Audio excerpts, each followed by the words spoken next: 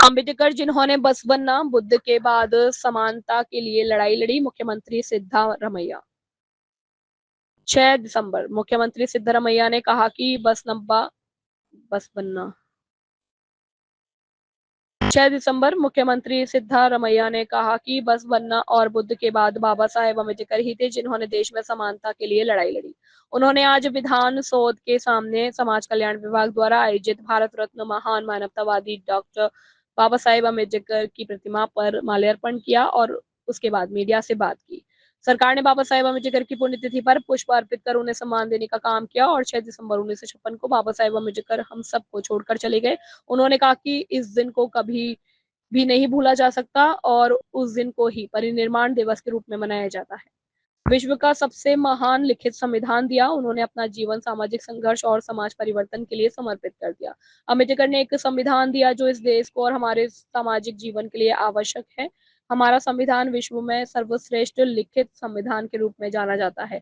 यदि आप संविधान की महानता को जानना चाहते हैं तो आपको इसका आनंद अच्छे लोगों के हाथों में लेना होगा। अम्बेडकर ने इस देश के लोगों को स्पष्ट चेतावनी दी थी कि यदि यह देश बुरे लोगों के हाथ में गया तो बुरा ही होगा। समाज निर्माण के लिए कड़ी मेहनत की उन्होंने, केवल दलितों को नहीं बल्कि सभी को सामाजिक अवसर प्रदान करने के लिए कड़ी मेहनत की। उन्होंने उन सभी लोगों की ओर से काम किया था जो अवसरों से वंचित थे, शोषित थे, अन्याय, अपमान और उत्पीड़न के शिकार थे। वे समाज में समानता चाहते थे और इसे बनाने की बात भी उन्होंने स्पष्ट रूप से कही थी।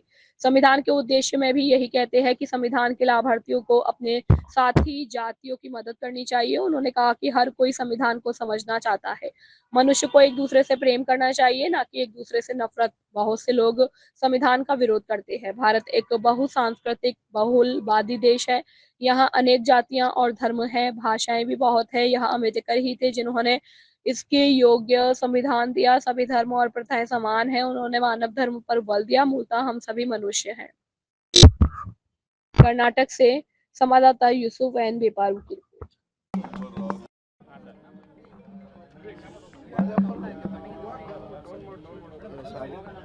ಬಾಬಾ ಸಾಹೇಬ್ ಅಂಬೇಡ್ಕರ್ ಅವರ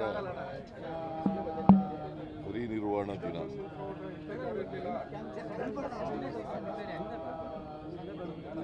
ಪ್ರತಿ ವರ್ಷ ಅವ್ರನ್ನ ಸ್ಮರಿಸ್ಕೊಳ್ಳಿಕ್ಕೋಸ್ಕರ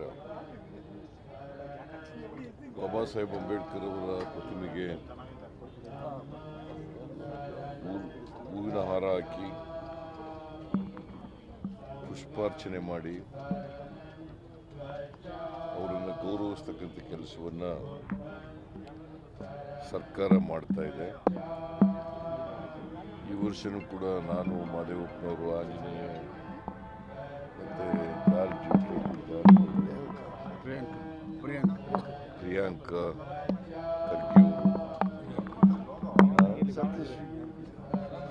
ಇನ್ನೂ ಅನೇಕ ಜನ ಈಸ್ಟರ್ ಕಂಟ್ರಿಯವರು, ನಮ್ಮ ಮುಖಂಡರುಗಳೆಲ್ಲ ಸೇರಿ ಇವತ್ತು ಅಂಬೇಡ್ಕರ್ ಅವರ ಪ್ರತಿಮೆಗೆ ಗೌರವ ಸಲ್ಲಿಸ್ತಕ್ಕಂಥ ಕೆಲಸವನ್ನು ಮಾಡಿದ್ದೀವಿ. ಬಾಬಾ ಸಾಹೇಬ್ ಅಂಬೇಡ್ಕರ್ ಅವರು 1956 ಡಿಸೆಂಬರ್ 6ನೇ ತಾರೀಕು ನಮ್ಮನ್ನೆಲ್ಲ ಅಗಲಿದ್ರು. ಆ ದಿನವನ್ನೇ ಅವ್ರನ್ನ ಪರಿನಿರ್ವಾಣ ದಿನ ಅಂತೇಳಿ ನಾವು ಕರಿತೀವಿ. 5ನೇ ತಾರೀಕು ರಾತ್ರಿ ಮಲಗಿ ಬೆಳಿಗ್ಗೆ 6ನೇ ತಾರೀಕು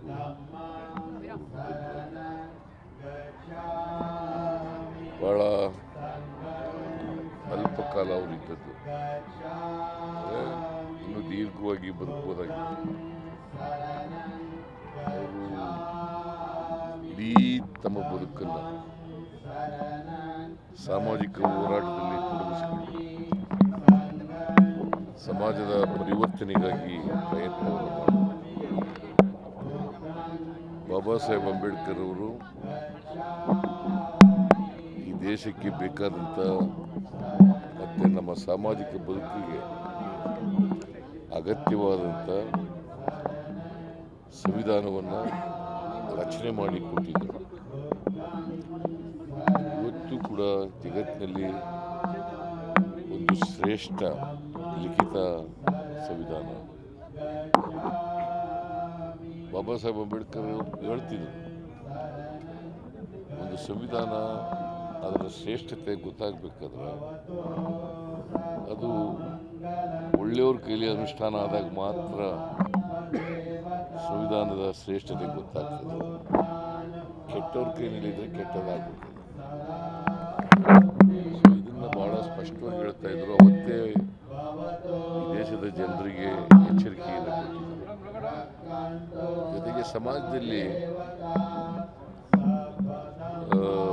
ಎಲ್ಲರ ಜನರಿಗೂ ಕೂಡ ಸಮಾನ ಅವಕಾಶಗಳು ಸಿಗಬೇಕು ಅಂತ ಮಾಡಿ ಬರೀ ಅಂಬೇಡ್ಕರ್ ಅವರು ದಲಿತರಿಗೋಸ್ಕರ ಕೆಲಸ ಮಾಡಲಿಲ್ಲ.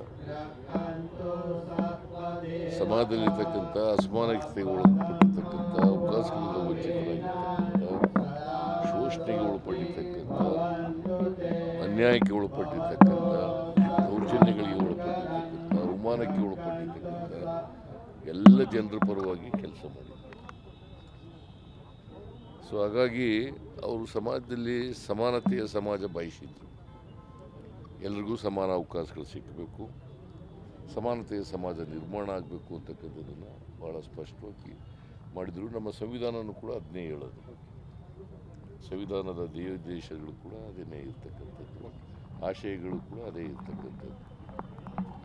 ಸೊ ಅವರು ಏನು ಹೇಳ್ತಾ ಇದ್ರು ಅಂತಂದರೆ, ಸಂವಿಧಾನದಿಂದ ಅನುಕೂಲ ಪಡ್ಕೊಂಡಿರ್ತಕ್ಕಂಥವ್ರು ಕೂಡ ಅವರ ಸೋದರರ ಜನಾಂಗಕ್ಕೆ, ಅಸಮಾನತೆಯನ್ನು ನಡ್ತಕ್ಕಂಥ ಜನಾಂಗಕ್ಕೆ ಸಹಾಯ ಮಾಡಬೇಕು.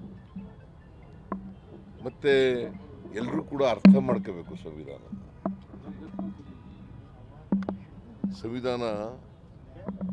ಈಗ ಬಹಳ ಜನ ಸಂವಿಧಾನನ ವಿರೋಧ ಮಾಡ್ತಾರೆ.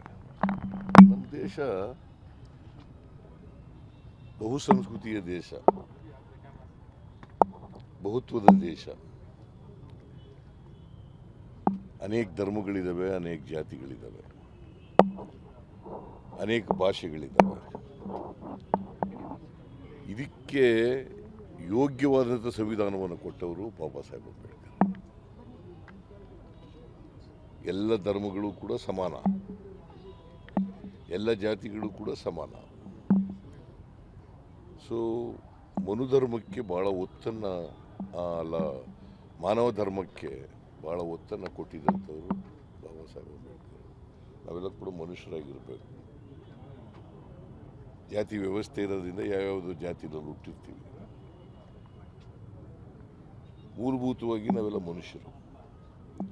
ಪರಸ್ಪರ ಪ್ರೀತಿಸಬೇಕೇ ಹೊರತು, ಮನುಷ್ಯನನ್ನು ಪ್ರೀತಿಸಬೇಕೇ ಹೊರತು ಯಾವ ಕಾರಣಕ್ಕೂ ಕೂಡ ದ್ವೇಷಿಸಬಾರದು.